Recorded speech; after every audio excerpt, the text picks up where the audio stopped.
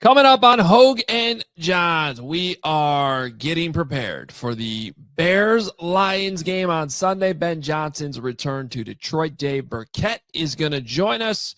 We'll make our picks, our bold predictions, go through the NFL slate, and everybody, we might have a Packers problem. We'll get into that too. Hogue and Johns starts right now.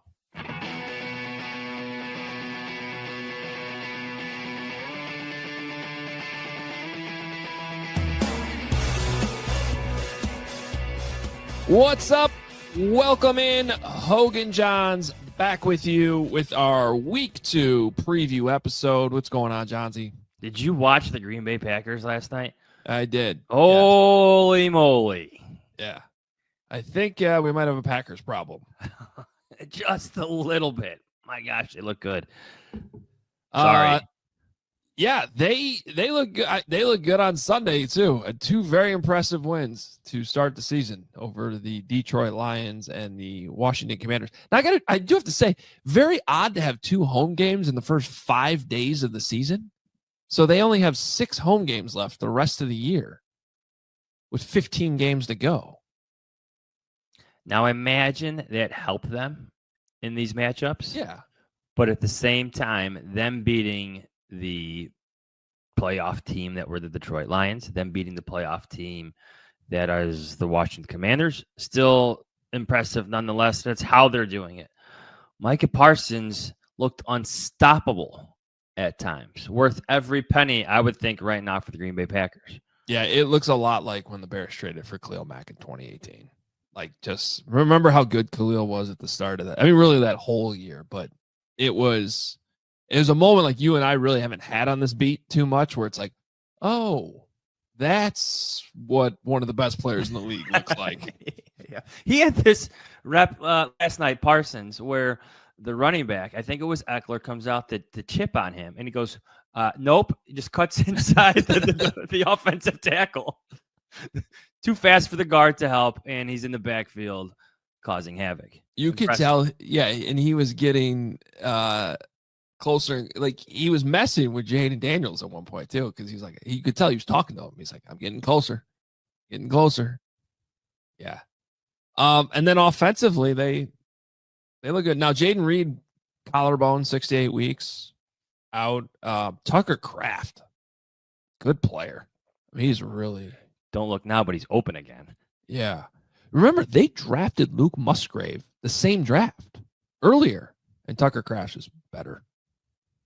So, all right, yeah, Packers 2-0. I'm looking early on in the season, not looking very good about my Packers 8-9 prediction. Call myself out as always on those. We'll see how that continues. I will say I don't think this is going to be as easy the rest of the season.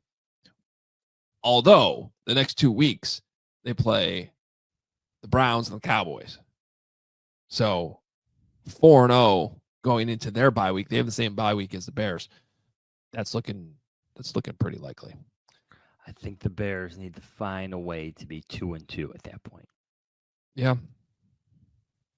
Which makes this game on Sunday very, very important if they're going to accomplish that. Now the next 2 games are winnable. Yeah, I was going to say, I could still see them losing against the Lions and winning the next 2 and being 2-2 heading to that bye week. Yeah.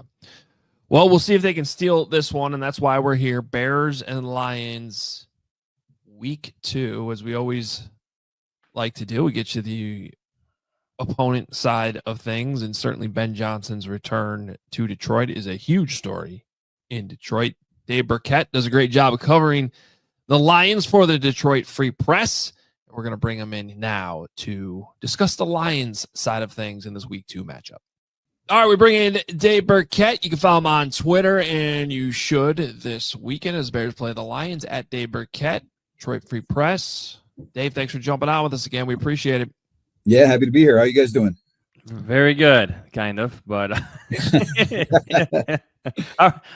like here's a question for you. Like you've covered the Lions for a long time, like really bad football for a long time, and now it's considerably different. Like, what's that like for you? What's it like in the city? Can you just like take us through all of that? Because I remember making fun of the Lions for a long time, but we can't do it anymore.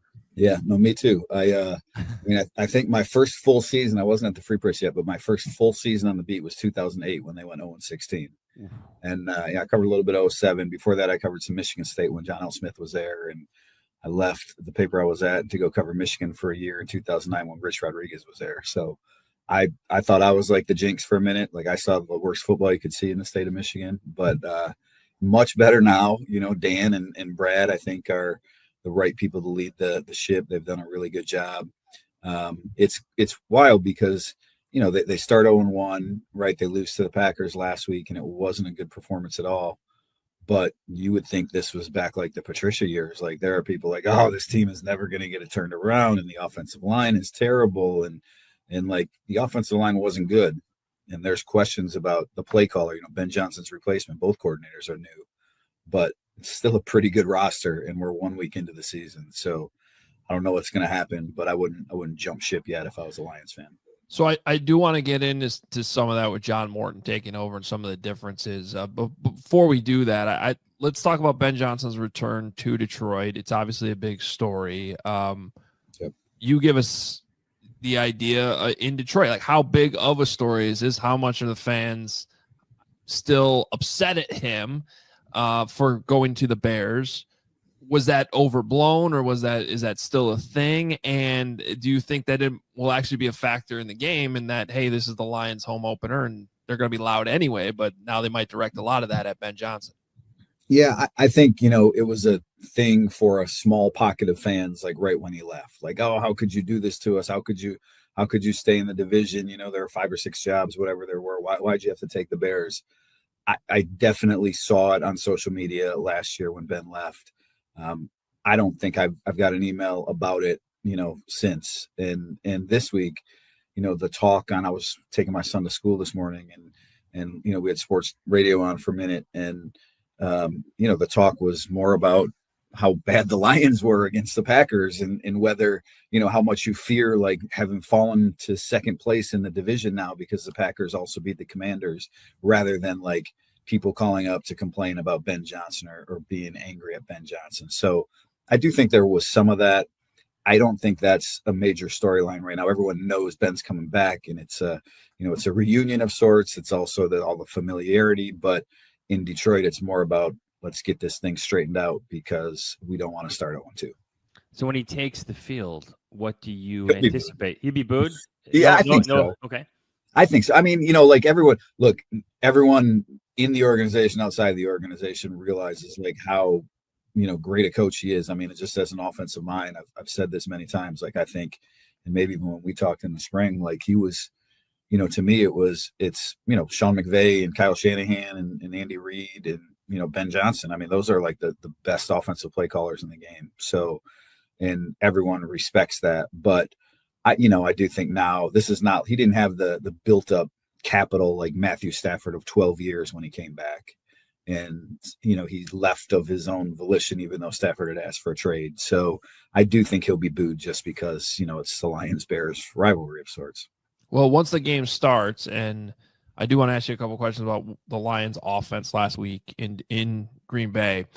Couple numbers I found interesting. So one is, and this, especially on a small sample size of 1 week, probably doesn't matter too much, but their EPA per play against the Packers was 22nd among all teams last week. Okay. Yeah. This is a Lions team they're used to being first over the course of 3 years under Ben Johnson. So yeah. I can get why all of a sudden, whoa, that's alarming, even if it was just one game. What I found more interesting though, Dave, their motion, the percentage they use motion in the offense was 30th last week. Yep. And play action was 26th. Now this is just 1 week, but it's among all the teams and how much they use motion and play action last week in week 1. Those numbers were shocking to me. Now I knew there would be some adjustment, but that seemed to be a huge adjustment from what Ben Johnson likes to do. And then meanwhile, when they did run play action, their success was 8th. So they had success when they did run play action, but John Morton just didn't do it a lot. So what do you make of all that? I know it's a small sample size, but isn't this what the Lions fans are kind of worried about all offseason? Yeah, and I think there's some legitimate, concerns about how the offense will operate or if it will be as efficient as it was, as effective as it was, under Ben. I mean, they scored 33 points a game under Ben, and so I don't expect that to continue. But even if you scored 28 a game, like you're still pretty good. So I don't, the bar was really, really high. I'll tell you what Dan said about like the motions, for instance. Someone had asked him about that Wednesday, and he said, go back and look at how much motion we ran on the road, in the past. And I thought about it, and I was talking to a couple defensive players about it. Like, do you realize that? Do you see that with other teams that like when you go to their place, they run less motion than they usually do? Do you think that could be the case with Ben and the Bears this week? And the defensive player said, I never really thought about it, but now that you mention it, like, yeah, that kind of is a thing. So maybe there were some game plan, game specific situations that dictated some of that. So, like you said, I don't know that anyone should jump to any conclusions after one game, but having seen this offense operate all through training camp, they definitely got in ruts where like they couldn't pick up the blitz or they were struggling to move the ball. And then it seemed like, it to your point, it hit with John Morton, like they're running these call up periods and they they're not picking up a first down or they're struggling. And then 3 periods in, he's like, oh, I also have Jahmyr Gibbs and David Montgomery. Let me just hand it to them. And then they run, and they go right down the field. So there's an adjustment going on. And I think John's, figuring out, how he wants to attack teams.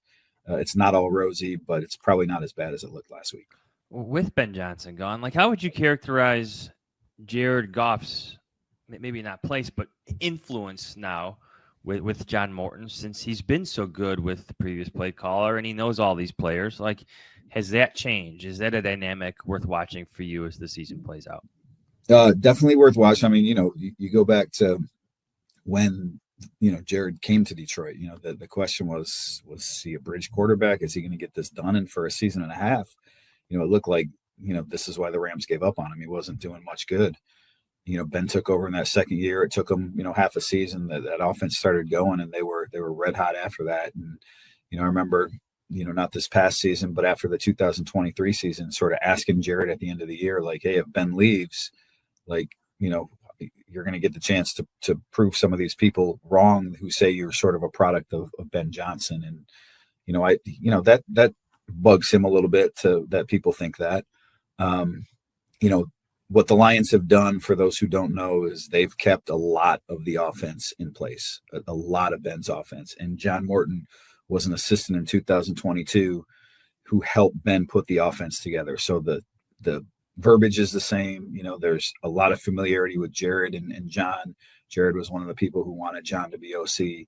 So I don't think there are any issues there. But when you get in season and play calling and game planning, that's a whole different scenario. So it is something to watch as the next couple months go on.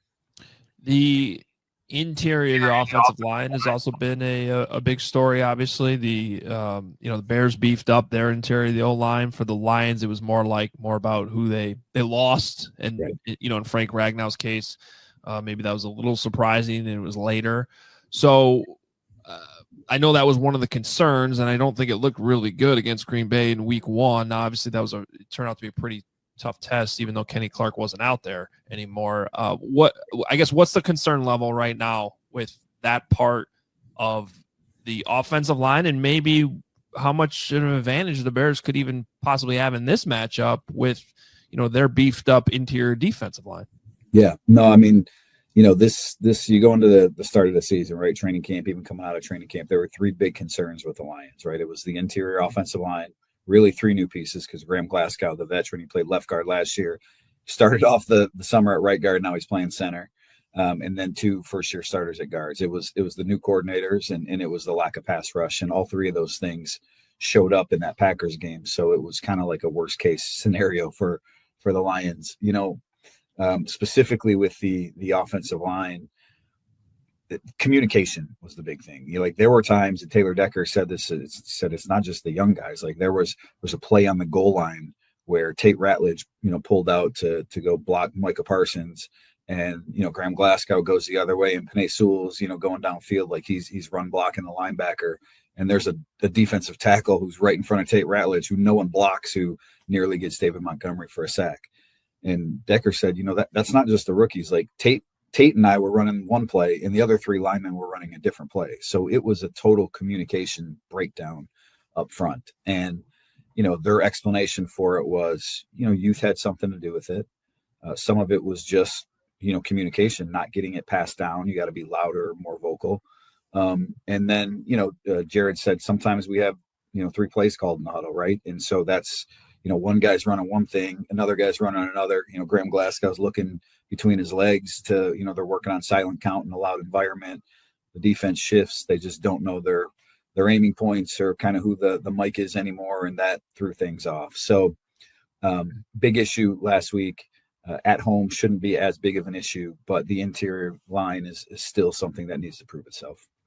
The other part of this is Ben Johnson versus Kelvin Shepherd. Aaron Glenn is gone. We know he's the head coach of the Jets. How do you think that plays out? Take us through everything that's gone on the defense with Aaron Glenn leaving. Yeah, and Shep and Ben were pretty close. Like Shep a couple of years ago, he said Ben was somebody who sort of helped him learn offense a little bit more. So I think that's a big game within the game. Again, I think the world of Ben as an offensive play caller, so certainly would give him the advantage. Shep's called one game defensively in his life. The one thing that Shep does or, knows though, is obviously, how Ben wants to attack things and, some of the shifts and motions that he does, the eye candy that he throws opponents' ways. And I know that's been a big stress this week is, hey, don't fall for it, right? It doesn't matter if that tackle eligible is lining up at receiver. Like, we have our principles and we need to stick to those principles to stop this creative offense. So certainly something that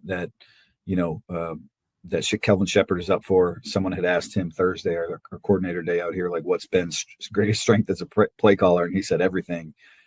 So it's something that he's looking forward to. And I'm sure Ben is pretty fired up to face his old team as well. Dave, kind of a big picture question, at least for this season. I think everybody can agree that the Lions winning 15 games again this year would be a stretch, especially since they already started 0-1. Right. How are people in Detroit viewing this season with all the changes, the coordinators leaving, some of the resetting on the offensive line, whatever it is? Is it are they still viewed as a Super Bowl contender this year, or is this kind of a reset year? No, I think for a lot of fans, it's, Super Bowl or bust. And, some of the players even told me that last week before the first game. And, simply because 2023, you come a half away from reaching the Super Bowl. You lead the San Francisco 49ers, you're dominating that game at halftime, and things, fall apart. And then, last year to win 15 games, I mean, it's a franchise record, but it's just something that doesn't happen a lot in the NFL. It's 8 or 10 times that it's happened in the NFL. So it seemed like everything was going great for 2 straight years, and the Lions were destined to make the Super Bowl, and they didn't. And for a lot of fans, a lot of people, now it's, wake me up when the playoffs get here. Like, we are one of the best teams in the NFL. We need to take care of business. We will take care of business, but it doesn't matter what we do in the regular season. The only thing that matters is the playoffs. So I do think for a lot of people in and around the organization and externally, the expectation, despite some of those moving parts, that hasn't changed. So I promise this is not a week 1 overreaction question, because it was something I sometimes wondered in the off season. Is there any fear that the Lions already missed their window? That was definitely something that people wrote about, suggested, like right after the season, because even going back to 2022, the Lions were the hottest team in the NFL at the end of the year, and they just missed the playoffs. They beat the Packers week 18 to keep Green Bay out of the postseason, but I don't think there was any team that wanted to play Detroit at the end of the season. Mm-hmm. Look, I don't think so, because I think this team has so much good, still in its prime talent. Those first 3 drafts that Brad had, I mean, that can form the nucleus for a long time of a really good team. Penei Sewell is still, he's like 25. Amon-Ra St. Brown, Jahmyr Gibbs, Jamison Williams, Brian Branch, Aiden Hutchinson. They're still really, really good players, and I think the Lions roster is top 5 in the NFL. But man, it's tough to sustain it unless you're, Patrick Mahomes, unless you're Tom Brady, like unless you have that elite quarterback to be a championship contender every year, it's tough to sustain it because of injuries, because people defect, because things start to change. The league catches up to you. The Lions have really, despite those changes, they've really, held serve. They're signing their own players or bringing everyone back. They're not spending big in free agency. They believe, this roster and this team can win it all. And if they don't for a third straight year, if they take a step back, I think some questions will be asked after the season of, well, maybe it's time to change some things up. Coming off his injury, how has Aiden Hutchinson looked, played? How's he feeling? How's he doing? Was, a ghost in the first game, not, because of his doing necessarily. I mean, I think the Lions went back and did a little film review on it. He had 19 pass rush snaps. He had some sort of, chip or double team or nudge or whatever it was on 12 of those. And, the other 7 were, primarily quick passes and getting the ball out quick. And the game plan for teams is don't let Aiden Hutchinson beat you. And the Packers didn't that first game. In training camp, Aiden looked like his old self. He was playing against Dan Skipper, who's now on Lions practice squad for half a training camp. So read into that what you will. But, he's looked really good. And people in the building, believe he's back to being himself. It's just a matter of, getting some opportunities to rush the passer. Have you come up with your prediction for this game yet? I have, yeah. I filed it. I've got the Lions winning. I think they get back on track. I don't think, this is a game where like all their ills are fixed. I think, maybe I'm not quite a believer in Caleb Williams yet. I'd like to see a little bit more from him. I think the Lions being at home, still having a really good roster. I think this is a game they win. I think I had it 27-21, somewhere in that sort of neighborhood. But, but I'll be interested to see, because I do think, Ben's going to be fired up, right? Everybody knows what kind of offensive mind Ben is. And the Lions were really, really good against the run last week against the Packers, but they got zero pressure on the quarterback. And if that doesn't change against Caleb, maybe that helps the Bears, put up some points. Dave Birkett, thanks so much. Always love having you on the show. Appreciate it. This is an interesting matchup. It's a fun matchup. We'll see how it all unfolds on Sunday. Appreciate you. No problem. We'll see you guys out here. See you Sunday. Right. Dave Birkett.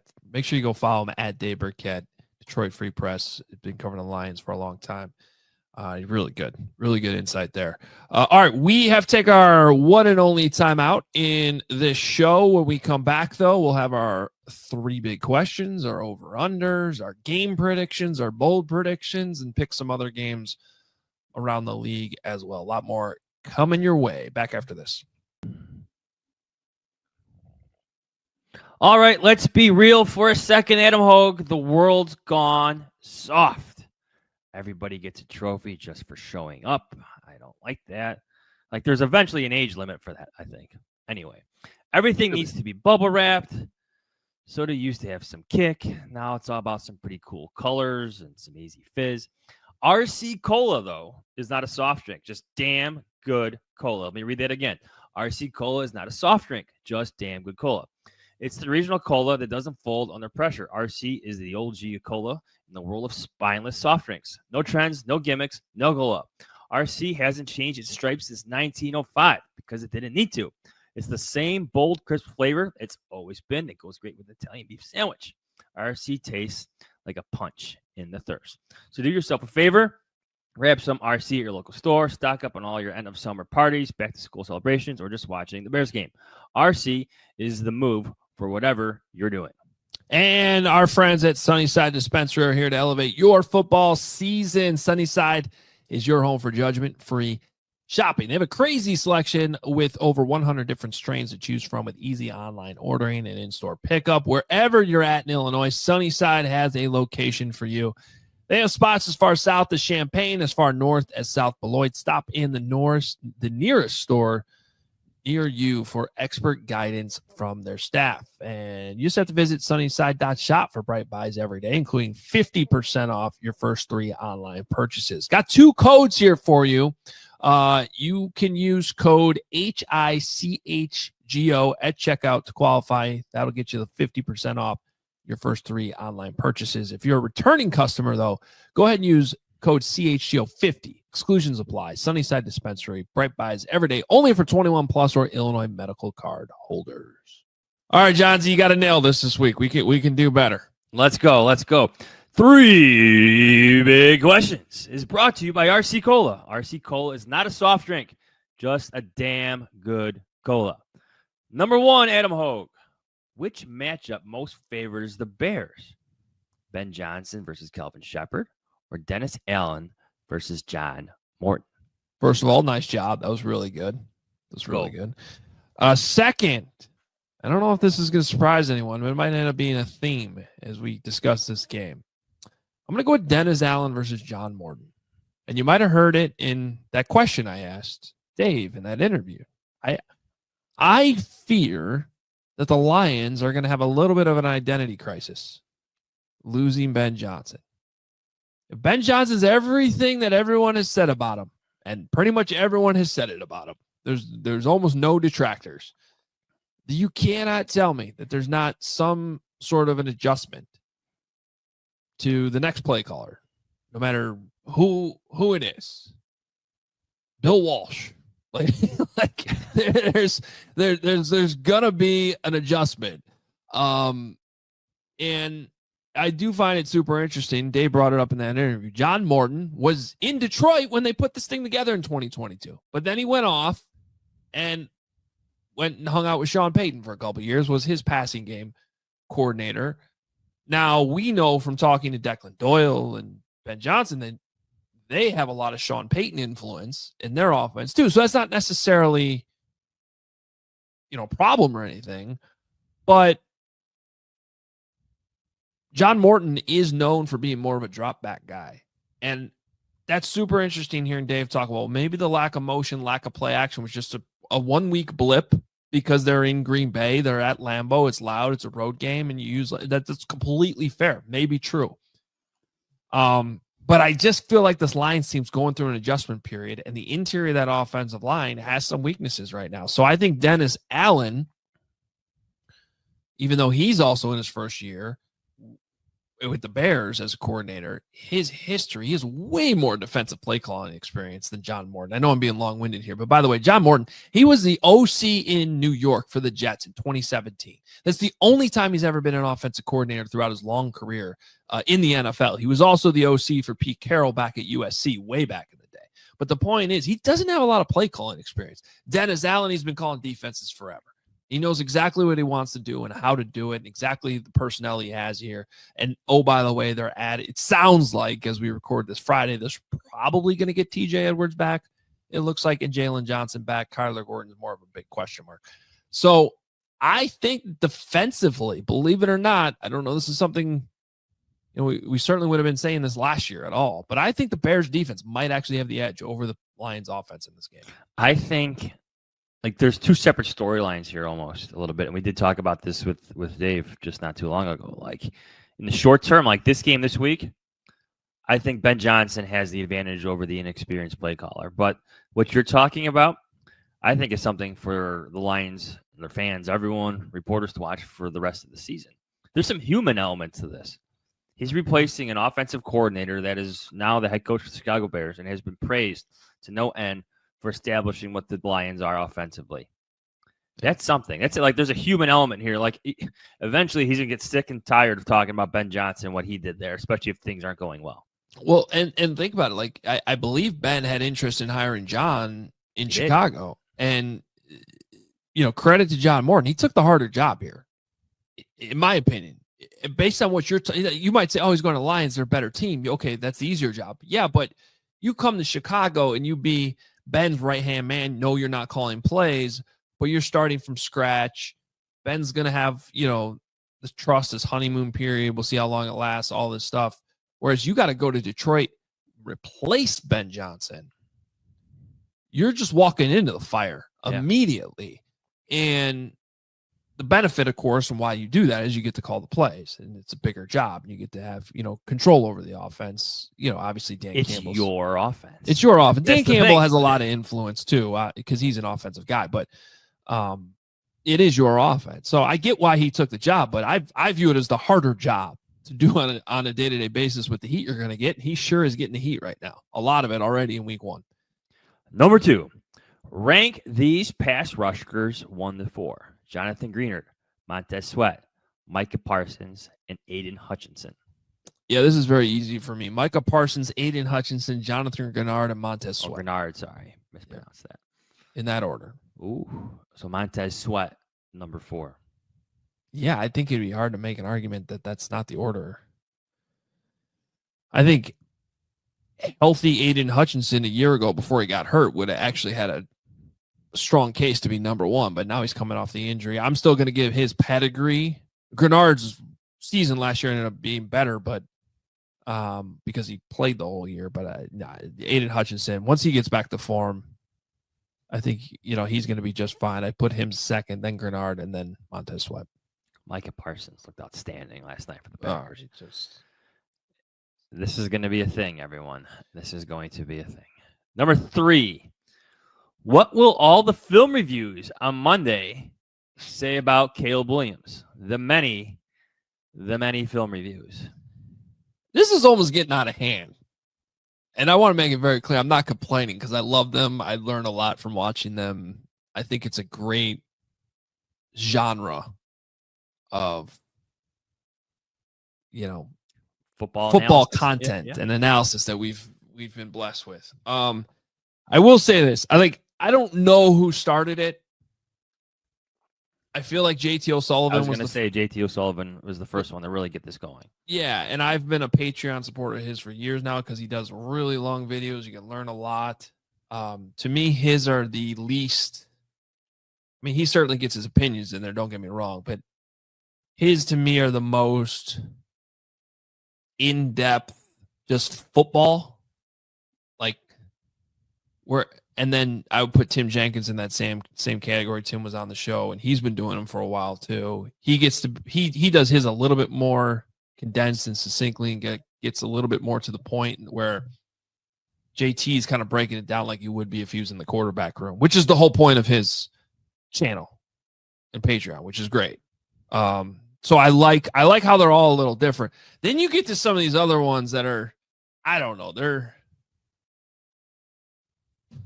this needs to be a little bit more fluff in them, a little bit more pizzazz.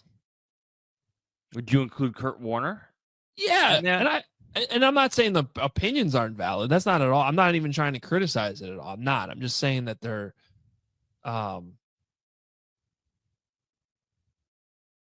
it's just interesting to me that you can throw Chase Daniel in there too, like 4 different quarterback voices, all of whom I respect, and yet have so many varying opinions. But I guess that's football for you. Does that make sense? Well, that is football. It's why no one drafts like the best players all the time. And football, for the most part, is really all opinion. Some coaches like their guys for different reasons. Some coaches, are willing to be more patient with certain players for other reasons. And it all comes down to an opinion. But it's funny because I guess my point is, Jods, if you watch all of them, you might end up just as confused as you were when you started. Like Kurt Warner, Hall of Famer, by the way, doing weekly hits on PHNX in Phoenix. Yeah. So I mean, that's awesome. So obviously, whatever Kurt Warner says, I'm going to listen to. I'm going to take it very, very seriously. He knows way more about football and quarterback play than all of us combined. But when it differs so much from, other guys who you also respect, it just goes to show you that I don't know that any of this is black and white, and it can all be sort of murky. And I don't know, just play better. Yeah, I think I brought up this question because I just thought the conversation was so interesting this week. How, initially, the response to the All-22 was like, "Oh, this isn't good," but then later in the week, as others started to go through it, it was more like, "Hold on, this isn't all that bad." The truth is, it's probably somewhere in between, as always. But I think we could all agree, Kurt Warner probably included, that we should all expect better from number 18 going forward under Ben Johnson, as difficult as this offense might be for him and how much time he deserves to learn it. Well, look, and I think quarterbacks included, everybody has their own styles of football, styles of play, styles of quarterback play that they prefer. I mean, some quarterbacks are going to be perfectly happy. Okay, he got to the check down. He got to the check down. He got to the check down where, another one might point out okay, we get that you hit the check down here 3 times, but DJ Moore's open on this corner, and this explosive's open in here. So it's great you hit the check down, but can we also get that? And so everybody's, and not necessarily anybody's wrong. Yeah, I think there was also one thing came up about DJ Moore's route. I think Ryan Fitzpatrick was talking about it, where they all agreed that DJ Moore ran the wrong route. That one that went viral where he's open, raises his hand. They thought he was running to the corner. My analysis for that entire play, I don't think it matters what route he was running. That ball was sailing out of bounds. Yes. But I get Fitz's point was, if that was supposed to be a corner route and DJ was so wide open, he decided, you know what, I'm going to bend this thing upfield so I could score a touchdown on it. His point was Caleb's looking at him about to throw it. When he changes his route, that can completely screw up your accuracy and result in the ball landing out of bounds. I think that's a fair point if that's actually what happened. Yes. At this point, do we know that? I don't know. We'd have to get clarification. Maybe that was the real route that DJ Moore was supposed to be running. We need to get that from the Bears. But that's a good example, though, of how and what makes this really hard to do when you don't have the playbook or you don't know the ins and outs of every play, and you're supposed to go on the, on our post-game show or whatever Monday morning and talk about all this. That was my point, too, in the moment. That ball has to be completed. I don't really care what the excuses are. You're so wide open. The game's on the line. And I think that that's also a fair point. Yeah. You know what I remember? Sorry, go ahead. No, I was just going to say, so there could be a very valid excuse in there why that happened. At the same time, the best quarterbacks in the league probably still complete that somehow. Make it work. When I heard the debate or followed the debate, read the debate, I should say, on Twitter about that play, I kind of remembered what Matt Nagy used to say about Mr. Trubisky when his criticisms of his quarterback started to increase. How you have to adjust, like on the fly within the throw, of where the ball is going to go based on what you're seeing. Remember that when he used to criticize Mitch for that, for not being, look, it's not always going to be perfect, everybody. Yes. Stuff happens. It's never perfect in the NFL. Yeah. There we go. And I could also, I don't know what the rules are from a wide receiver standpoint, but if you're DJ Moore and you realize how open you are in that moment and how badly you need to score a touchdown quickly, I'll defend the hell out of him for bending off his corner and going upfield. You got to go score now. Yeah. I get it.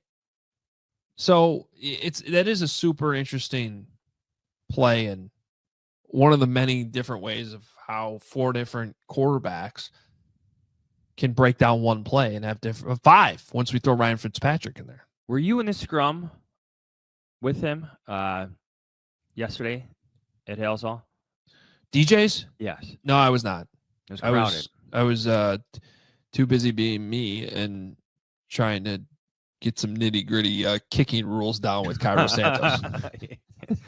So I passed up the wide receiver 1 for that. But it was crowded. I remember that. And it was like 10 minutes before practice was starting. So it was a very short scrum. But I was reading through the transcript this morning, and I thought this was a bit interesting. He was asked, do you feel like you and Caleb are on the same page? This is his answer. It might not have showed during camp. I don't really look into, how do I say it? Camp is camp at the end of the day, and everyone's learning and growing. I felt like we were doing extra in camp to get on the same page. Just felt like an interesting answer to me. Can I give the shorter answer to that? Okay. Here, you ask the question again. Do you feel like you and Caleb are on the same page? No. Thanks, Mike Lennon. Probably not. Probably not. Over unders. This is from Chris. Kyle Monangai carries Adam Hogue. Over under 2.5. I like this. Boy, your Chicago accent came out big on that Monangai. Monangai. That was awesome. I'm kind of embarrassed by pronouncing Grenard's last name. Well, that's different. That's one of those names where it's pronounced differently than it looks. So once you get it, you get it. But I should have had it. Yeah, maybe. I was just reading. That's Greenard. I'm gonna go over just because the head coach said he has to give him more carries. So 3 is significantly more than 0, but Yeah, I think he gets used. I think he gets used at least. I'm not going to go super crazy on it, though. 4 or 5? I'm going to say 2. Oh, he goes under. He gets 3 touches. He gets another catch on a check down and 2 carries. Okay. From Grant, over under Komet catches, 3.5. Virtually non-existent last year. Need him to be crucial on third downs this year. Yeah. How many did he end up with in that game? I don't have the box score in front of me. I got it right here. Keep talking. Okay. He had 1 catch for 31 yards, the big one. Oh, it was that he had those other ones that were targeted that should have been completions. That's what I'm thinking of. He had 4 targets. That 4 targets. I'm gonna say under though, because it was still only 4 targets.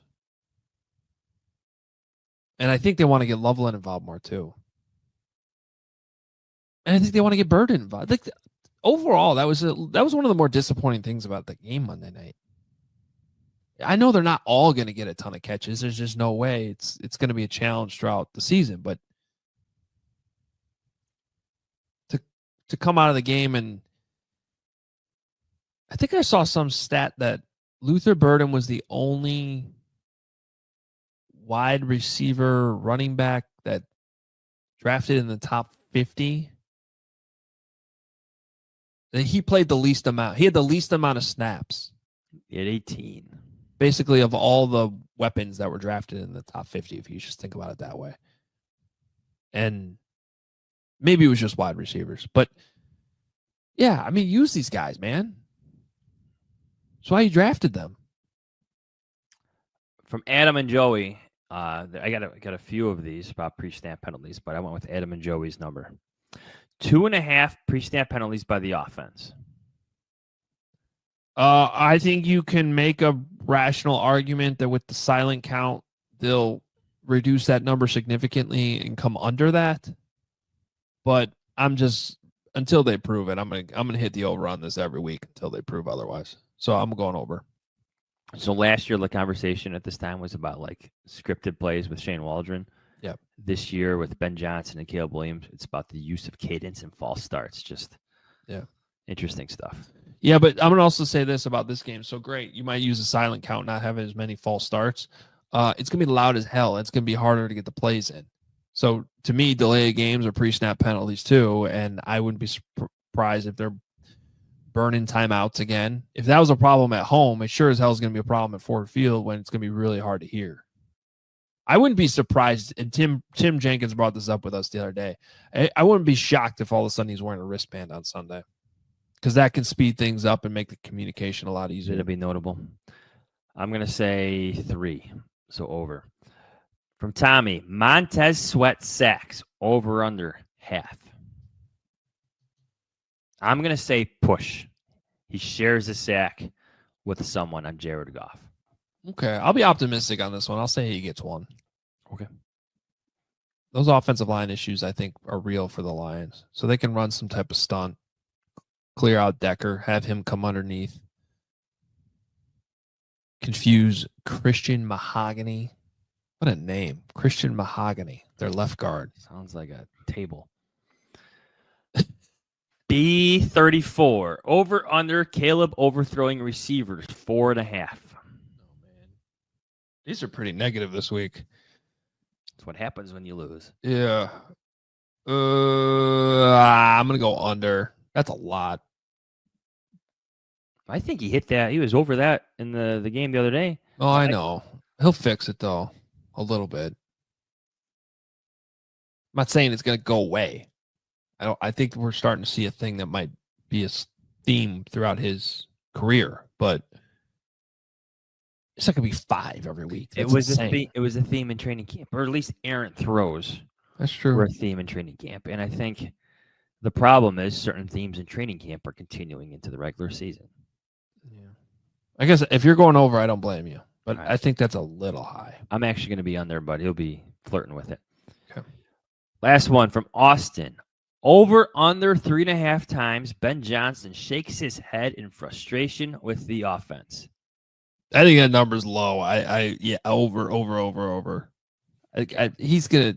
This is gonna be a thing. I mean, the only thing is with this is the amount of times he gets caught on camera, right? I still want a Ben camera, like the whole game. I want to just be able to see how quickly he's getting the call in, everything he's looking at pre-snap while Caleb's doing his thing, and then the amount of swear words that come out after that. Yeah. Wouldn't that be entertaining? Just Ben cam? Well, I just think it would be. It should be an idea for a 1920 football drive. I just think this game, specifically on the road against this, it's his former team, there's going to be a lot of emotions for Ben Johnson, whether he likes it or not. And it's a divisional game that I think he needs to win, statement game for him in some aspects. And I think there's going to be some rough moments in this game. So hit the over. All right. Point is, those are some numbers. Those are your over-unders, brought to you by RC Cola. No, that was 3 big questions, but we can give RC Cola to that too. Yes. Yeah, RC Cola is just damn good cola, so they can sponsor things they're not even sponsoring. That's the how much we whole love them. segment is theirs. Yeah, we love them very much. All right, here we go. Predictions. I should point out. I don't want to point out, but I will. Our guy Nicky, who keeps track of our predictions every year, and he DMs them to me. He said, we are back with the Hogan Johns week 1 prediction results. Hogue went 3-4. Remember, I went out of the way to throw in an extra game that I was wrong on. Johns was well done. Yeah. It's very eager. Well done, be well said, as a former coach would say.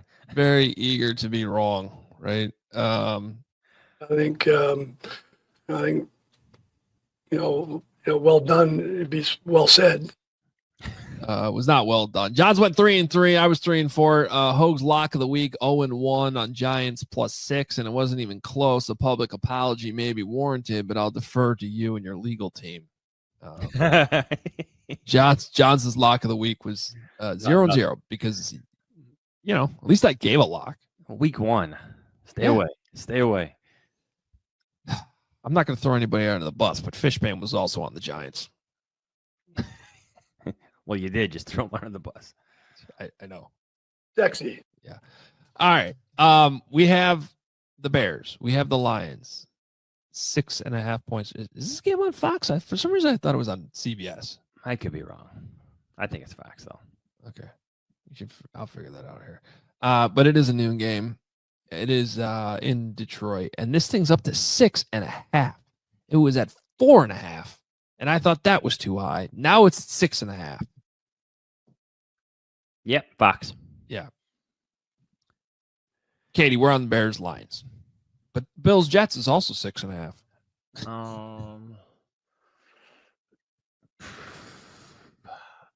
The Bears are going to keep this close. They are. I think they're going to be chasing. I don't think they're going to have.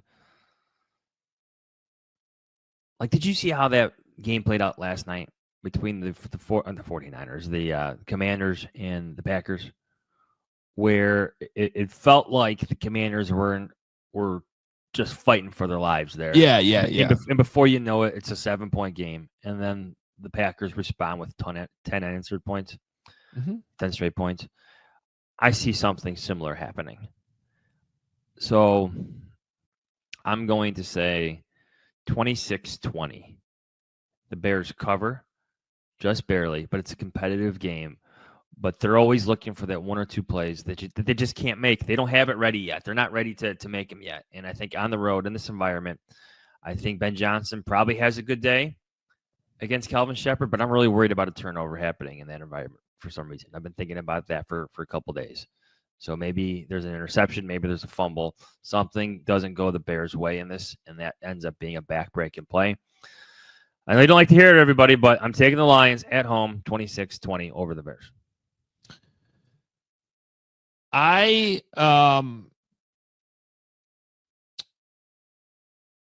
been very confused on this game. When I went through the whole schedule before the season started, I had the Bears losing to the Vikings in week 1 and winning this game in Detroit. Problem is, I also had the Lions beating the Packers last week, which obviously didn't happen. So the idea that the Lions are going to fall to 0-2 is kind of hard to swallow. I do think the Bears have an advantage though on the interior of the D-line. I think it's going to be very important to get off to a lead like they did last week and then finish. Getting Jalen Johnson back helps. How they deploy Jalen Johnson, I think, will be fascinating because Amon-Ra is the guy you want to stop, but he plays in the slot. But also you might not have Kyler Gordon. So that's interesting to me. Do you keep Nashawn Wright, who's playing well, and Tyreek Stevenson out there and have Jalen Johnson go cover Amon-Ra St. Brown and shut him down? But that's a different position to go play in the slot. He hasn't been practicing. Yeah. So can I interject for 1 second? Yeah. I had a very interesting conversation with Al Harris, the Bears secondary coach, yesterday. Mm-hmm. I go, hey, we didn't hear much of Tyreek Stevenson's name mentioned in week 1. How did he play? Did he have a good game? And he didn't say one word about Tyreek Stevenson. All he would say is, I think everybody in the secondary had a good week. I just felt like, when you start reading between the lines on things, you're like, whoa, like it caught me off guard. Like, what does this mean? Does this mean that Wright had a better day despite that pass interference penalty? Mm-hmm. Obviously he had that pick 6, but knowing that the Bears had a cornerback competition ongoing, I just felt like it was notable, especially with Jalen Johnson coming back to the defense. Yeah. Something to watch. Okay. I got the Bears winning 23-20. Whoa. I think they win this game. Now, I could be proven wrong very quickly by the Lions because they have a lot of talent, but I am telling you, I feel like they're going through an offensive identity crisis a little bit. I think the Bears defense is going, first of all, be a little bit stronger with getting some of these guys back, and also are going to be playing pissed off with the way they blew the fourth quarter. I also don't think they're perfect. I think there are reasons why they did blow the fourth quarter. I'm a little bit worried about the consistency of the run defense, and this is a really good. Obviously, the Lions have 2 really good running backs. But I also think they struggled to run the football last week because of the problems on their interior and their offensive line. And I think that's where the Bears can play well in this game. Now, Grady Jarrett's knee injury, we got to continue to follow that. But I get a feeling that might be more maintenance than anything. I might keep him out, but that's admittedly a little bit of a guess here on Friday morning. So, yeah, a little bit of a gut feeling, a little bit of a Ben Johnson going back to Detroit. He's going to want this one really bad. And I also think that, look, Caleb Williams is not bad. He's just not bad. He might not be he might not be perfect. He might drive the head coach crazy at times. He might not do everything pre-snap, post-snap correctly, but we know he's extremely talented. And so I still think they're going to find ways with all these weapons to put some points on the board, just like they did last week,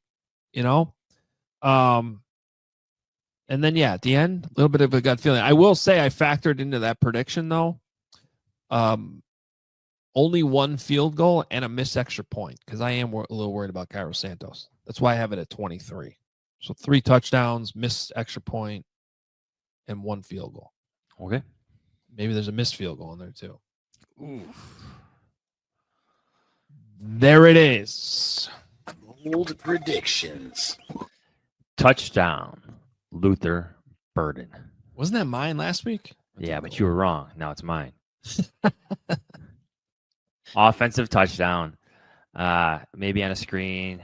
Maybe something fun. Not a trick play, but a good play by Ben Johnson. Okay.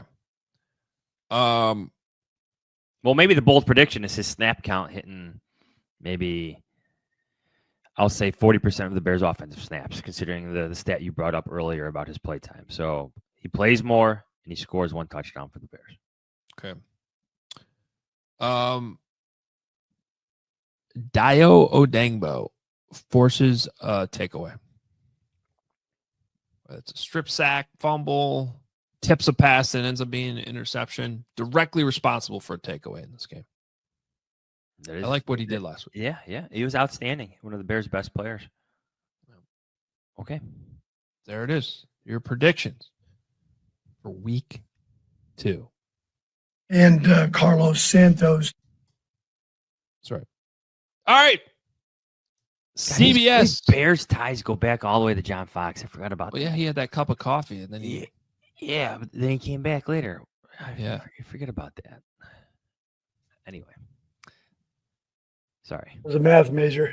I wasn't actually, but Noon CBS. The Bills go on the road to face Aaron Glenn, Justin Fields, and the Jets. The Bills are 6.5-point favorite. This is going to be a fun game. I think we saw that Ravens Bills game for week 1 was just outstanding. Best football game for the opening weekend. I don't know if the Jets and Justin Fields can do enough to keep up with what the Bills do. They're just powerful, but I mean, Justin Fields had a great debut. He really did for the Jets, and I think that's going to continue. I think he's going to be a fun fantasy option, a fun quarterback to watch for the rest of the year. But the Bills are just too much. It's a big spread. Bills win, Jets cover. Yeah, I think it's tempting to take the Jets to cover because of how they played last week. I also don't think they're not as bad as everybody thought, but I also think the Bills are a lot better than the Steelers. And if anything, I was a little disappointed that the Jets my still allowed Aaron Rodgers to stay alive as much as he did last week and get those passes off. I mean, my takeaway from Rodgers in that game was that rocket right arm is still alive, but he can't move. So now they got to play Josh Allen, who can move a lot. Yeah, it's a good week 1 loss for the Jets, I guess, but they're headed to 0-2, and they might stick around a little bit in this one. I think the Bills end up winning by double digits. Oh, well, okay. Yeah. I think Adams had a good season. Thank you. CBS noon. Browns at Ravens. Ravens 11.5 point favorite. Is John Fox talking about Adam Polish or Adam Shaheen? I thought he was talking about Hogan Johns. He was. I think it was actually Shaheen. That's what I always thought. I threw this game in because you have the old Browns versus the new Browns, which is kind of fun. The Ravens defense, I'm not sure it's as good as everybody thinks it is, or maybe like the debate in my mind is did they just face Josh Allen and he threw for 400 yards, or can Joe Flacco do the same? Maybe he gets to 275, 300, but I got the Ravens winning by 10, but the Browns covering. I guess some questions about the Ravens defense and how they can withstand things after that week 1 game against the Bills. Yeah, I think the Ravens win. 11.5 seems like a lot.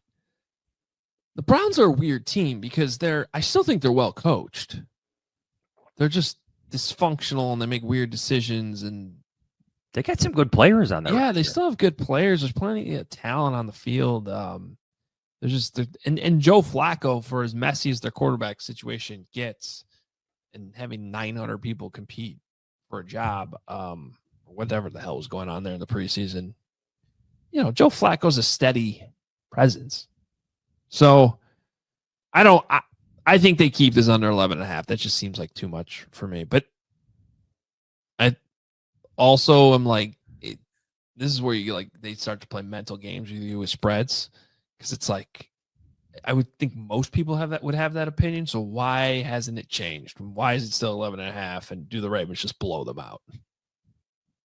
Because Vegas always knows. Backdoor cover, maybe. Late touchdown, late something. Yeah, that's why I don't know. I'm going to go with the Browns. His quote, courtesy of Adam Hoge. NBC Sunday Night Football. You're The skipping one. Oh, I did skip one. I'm sorry. I skipped the big one. It's a really bad job by me. Hit another soundbite. Okay.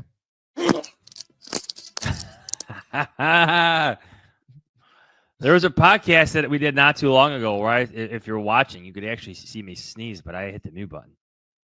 Yeah. It's a man sneeze right there. Good job. You have a mute button. I don't think you used to have one. Well, back then I did not. That was just right. You're hearing it all. Yeah. All right. Yeah, the big game in the late afternoon window, Fox 325. We have the Philadelphia Eagles going to the Kansas City Chiefs, a rematch of the Super Bowl, this time at Arrowhead. The Eagles won last week. The Chiefs did not. Everybody saw that Super Bowl and how much better the Eagles looked, and yet they go back to Arrowhead. It is a new season. The Eagles are only favored by 1.5, and some think the Chiefs should be favored. Yeah, I think the Chiefs should be favored. Okay. The Chiefs are going to win this game. I think maybe by a touchdown, but it's going to be a high-scoring, fun game. I just can't see the Chiefs starting off 0-2, and they're home. Yeah. I know it is hard. That place is going to be rocking. It's going to be loud. Taylor Swift is going to be there. I mean, things would seem to favor the Chiefs. I know they got some injury things, right? Xavier Worthy's out. Rashid Rice is suspended. We don't know that Worthy's out. He's still been there. I think he's out though. He's got to be missing at least one game. Just remember, man, the Eagles didn't have Jalen Carter last week. He's so good. He's gonna be back. I know. I'm probably walking into a trap here, but I think the Eagles win this game. And because, man, it's tempted with the 1.5 to still pick the Chiefs to cover, just to be safe.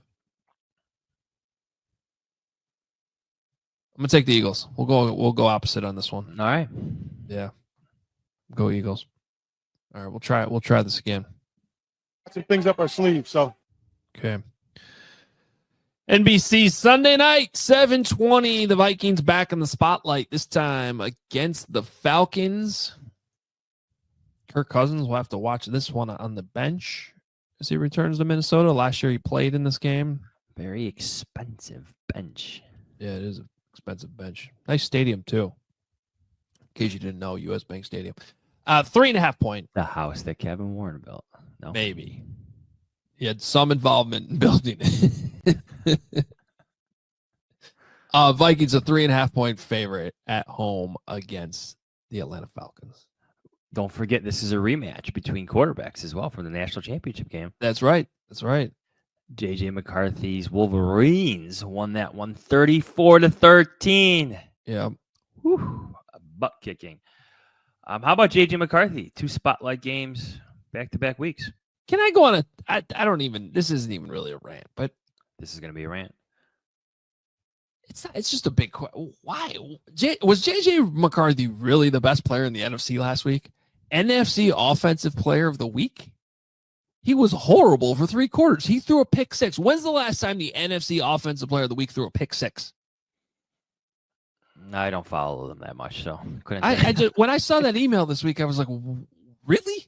Like, I know he was great. I never once in my head would have been like, oh, he's the Offensive Player of the Week. Now, truth be told, I to your point, Johns, it's not like I went and researched all the greatest players that played last weekend and was like, oh, this guy's definitely got to be, above him. But I mean, I don't know. I watch football.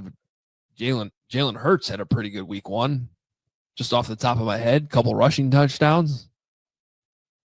I don't even know how those things are tallied. They just pick guys? I think so. Like, this guy was on national television. Everybody likes J.J. McCarthy. Here we go. Baker Mayfield looked pretty good again. He had a big 4th quarter. Yeah, but nobody's watching the Tampa Bay Buccaneers. Is it just because he played on Monday Night Football and everybody was paying attention to it? I don't know. That just might be. I'm happy for the Vikings, and he had a great 4th quarter, and happy for all my family in Minnesota. I expect another choppy start for J.J. McCarthy, actually, but the Vikings are going to pull this one out again. I think Kevin O'Connell is an outstanding football coach. He will adjust. He will figure out what works for his quarterback in this game, no matter how much the Falcons adjust. So give me J.J. McCarthy having a strong second half and leading the Vikings to another victory, starting 2-0 in the NFC North. So that'll be 2 teams, 2 divisional rivals with 2-0 records, making this game between the Bears and Lions very important. And they cover the 3.5? Yes. Yeah, they win by a touchdown. I agree with you. The Vikings just seem to find a way. Kevin O'Connell, he's pretty good, man. I mean, his teams come ready to finish games. They find way. This has just been a thing that they do.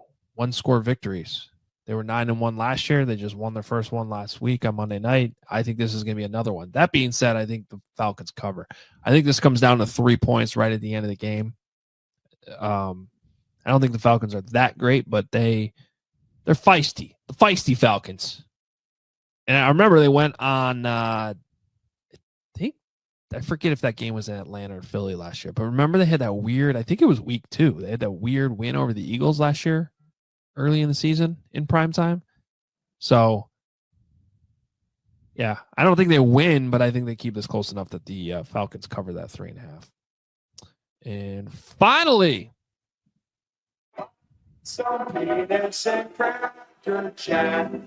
on Monday Night Football, 6 p.m. We got the Monday night. We got 2 Monday nighters, don't we? We do. We have the Chargers and Raiders also playing, but we're going to pick Bucks and Texans. Bucks go to Houston. The Houston Texans are a 2.5-point favorite. Buccaneers. Ooh, Is CJ Stroud good? it's a. I think he's good. Sorry. Is he Here, can I ask you another question? okay? Here, I'll ask you. I'll see if this is the question you're trying to search for. So my power rankings, my weekly power rankings, I'm writing for all of our All City networks every Thursday. I did week 1 overreactions that might also be true. So a little curveball on that because everybody does week 1 overreactions. So week 1 overreactions that might also be true. For the Texans, I said, did CJ Stroud peak as a rookie? Ooh. In other words, he might be good, but will he ever be as good as he was as a rookie? Yeah, I think he's going to be a fine starter. I think they're entering the conversation of this. So this is his 3rd season, correct? Mm-hmm. You're entering that conversation of whether or not he's a great starter. Like, is he?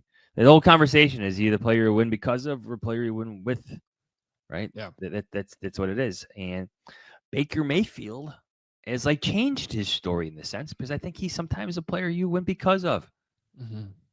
Week 1 would be an example. So give me Baker.